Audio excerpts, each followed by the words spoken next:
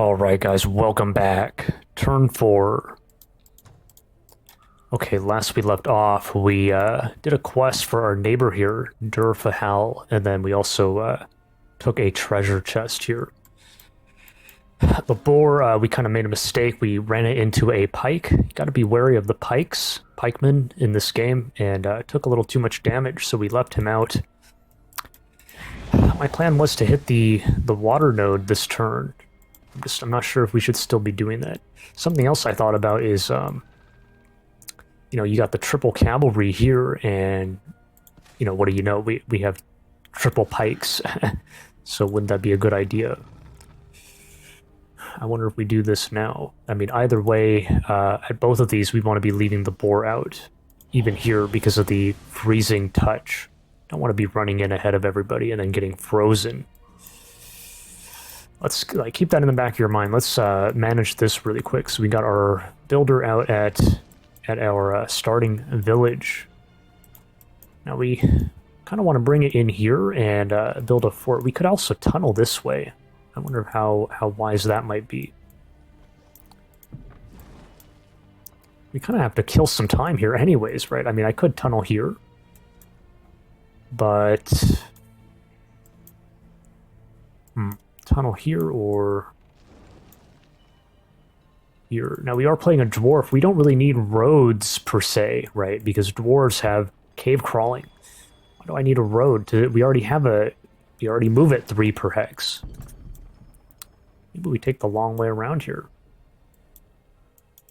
Where is the dirt wall starts here, so it would be like this.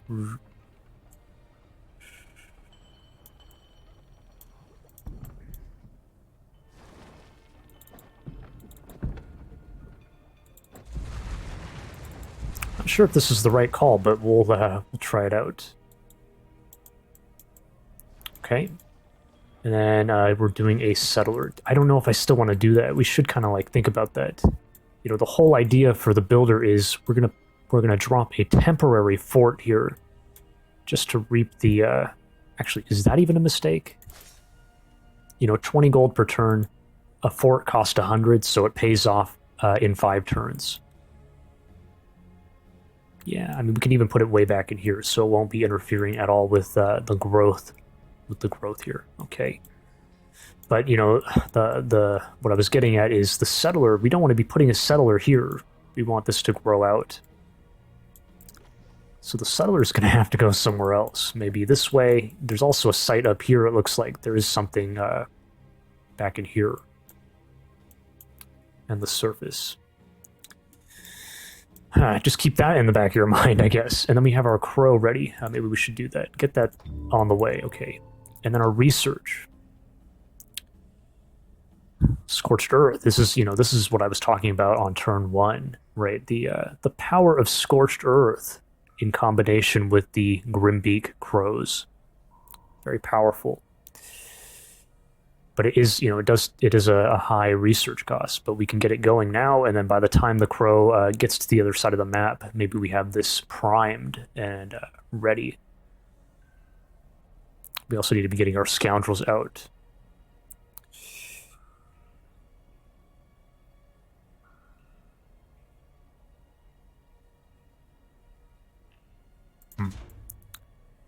Okay, so...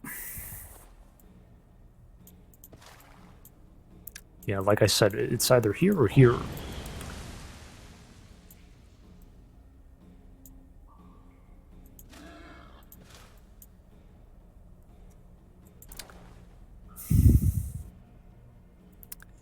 I mean, we certainly could do this. They do have a chance to spawn as early as turn 5, so, you know, we could force it. I kind of wanted to include the boar, though, because it's, you know, that's kind of... they do have a small wall, and it's good to just charge in at them. We have some range. We have some pretty decent ranged.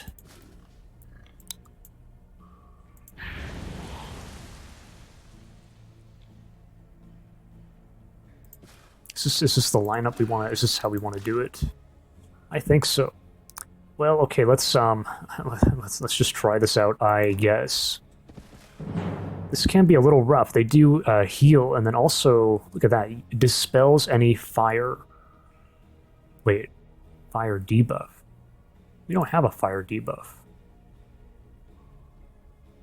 I mean, we have fire damage, so there's no... It's not like they're getting debuffed. Hopefully this isn't a huge mistake. Yeah, this could be... You might... Hopefully we don't lose anybody here. Here we go. Oh my god. Well, we got real lucky. Let's take a look. 1 HP, huh?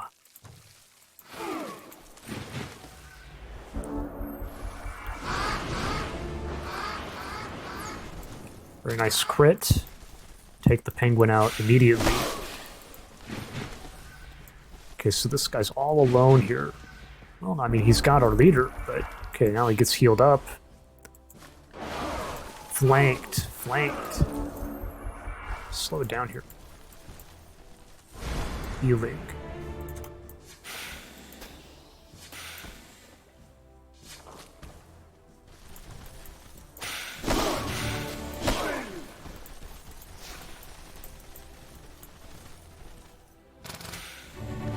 Okay, so it's just this, but this is no joke. So what, he just shoots us, or maybe he comes in for... No. What?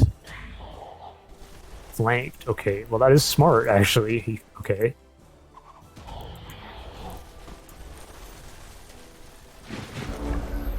Oh my. How do we survive this?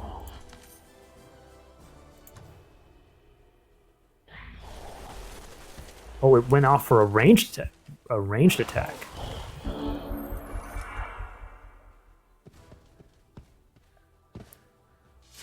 Wow. So, you know, why did the AI do that? I'm guessing because, you know, maybe what saved us here is first strike.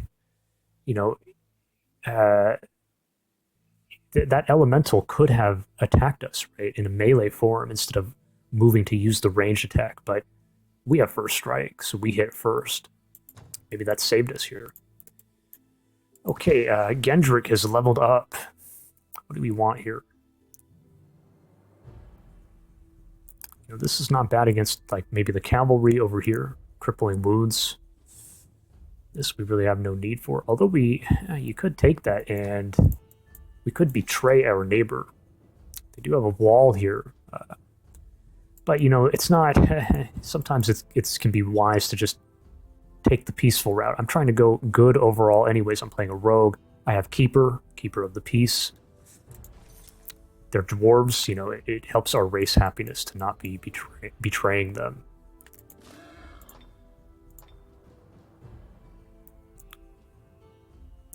Probably just go for the range power here. It is something I like to do on the rogues. Now we got to decide, like, this is really the only one who took a lot of damage. This guy too, but sorry, this guy. We probably want to prepare to hit here first. So if I heal him up, he'll heal up to, what, 31? We have 10 from the Forge Priest, and then we can heal him up. You know, it's not a lot. Or sorry, no, at 35, 41. It's a little iffy, guys. If he gets in a little too deep, it could be a good night. Yeah. It's not the worst thing to include him here, so it's kind of like, don't I want to be healing him up? Let's just get in position here. Okay, so we need to dig a wall, though. Where's our prospector?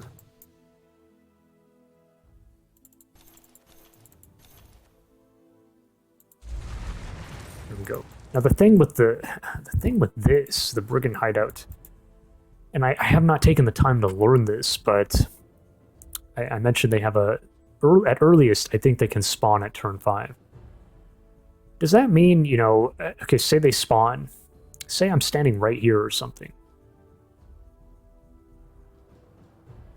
You know, the other thing that's wild, like, so say we move in. Here's just the scenario. I stand here and here, right? That's like, we get in position. Then say it spawns. Well, the way the game works, it'll spawn them behind us here. Can they attack us, like, after the spawn? I feel like no. I feel like that's not the case. But if they can attack us, and then these guys join in. So now we're kind of outnumbered. We do not want to be doing it that way. So, like, what I'm getting at is the safest idea is to stand far back, but it's a waste of time. It's kind of a waste of time. Maybe I need to take the damn time to learn that in some other game. Kind of like having to kill time anyways. We're going to move here and then back here. So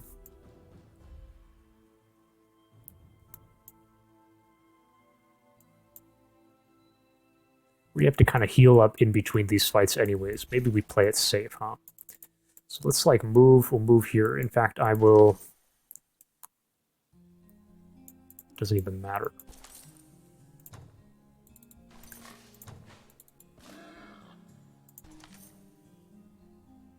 I don't want to be including the... This guy's out of commission, and then just stand like this. We can move the healthy people up. Like even this guy can move up. You can move here. We want to be healing that boar.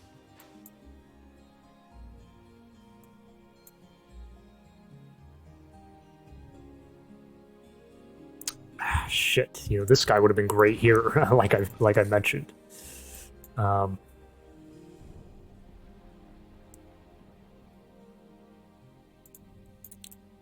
You know, do we want to be tunneling? I don't even know what the heck is through all this. You can tunnel through all of this. But maybe we'll save that for another day. Let's move here. There we go. 4+4 gold. Hooray. And then we'll just sit tight. And that's everything. Are we sure we want to do the scoundrel research?